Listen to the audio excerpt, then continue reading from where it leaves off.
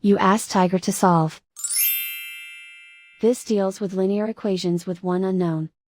The final result is x equals 4. Let's solve it step by step. Simplify the expression. Group all constants on the right side of the equation. Add 24 to both sides.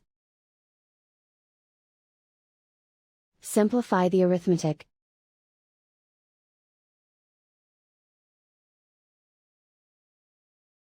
Isolate the x. Divide both sides by 7.